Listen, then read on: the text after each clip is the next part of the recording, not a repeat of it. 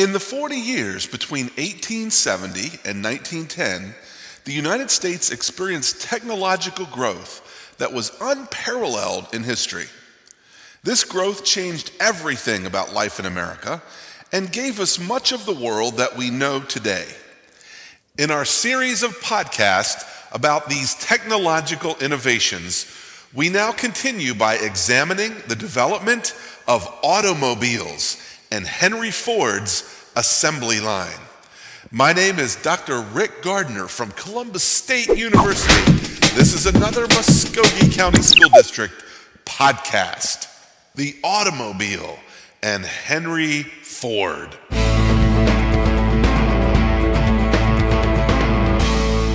So far in this series, we've discussed 4 inventions in the late 19th century in America that truly revolutionized the world. We started by considering Alexander Graham Bell and his telephone, invented in 1876. Next, we covered Thomas Edison's invention of the phonograph in 1877. Following that, we explained the history of the light bulb of 1879. And in the last part of the series, we focused on Edison's invention of the movie camera after 1888. Now let's turn to transportation. In the mid-18th century, the steam engine was invented. This made transportation by steamboat or locomotive a major improvement on sail power and horsepower. But steam engines were big. They contained boilers, furnaces, and large pistons. It would have been a tremendous challenge to put a steam engine on a carriage in order to make it a horseless carriage.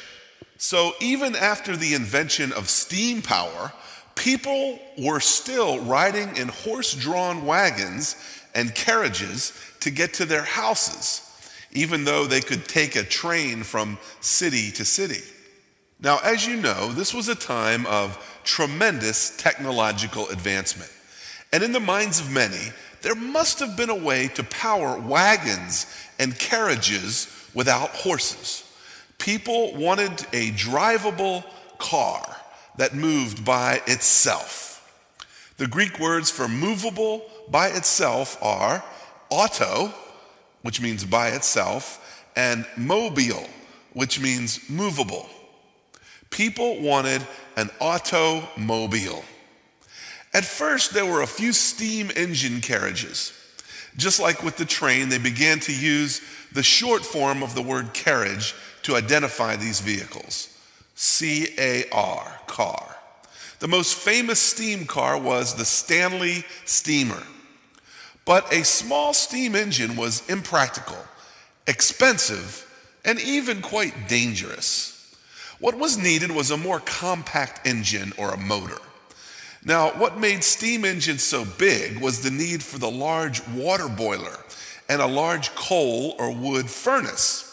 Therefore, what was needed was an engine or a motor that required neither water nor coal. The biggest hurdle to overcome was the problem of heat on metal.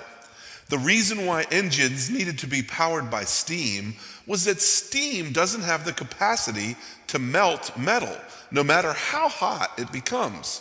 Yet it will still push metal up and down to create the motion of the engine. If you were to put fire directly under the metal might melt. And then when cooled, the liquid metal would freeze and meld together, and the engine would be ruined. Therefore, the way that a steam engine worked was this. The combustion of the flame, that is the fire, was outside of the engine. It would simply heat the water, and then the steam from the water would enter the engine and make it operate without any worry of melting the metal. So in order to get rid of the boiler, inventors had to come up with a means by which there could be a flame directly inside the engine. They needed what we call an internal combustion engine. This task would require the development of a contraption called a radiator. A radiator would circulate cooling fluid into the engine that would keep the metal from heating up to the point of melting. Now, if the radiator failed, the engine would overheat and be destroyed.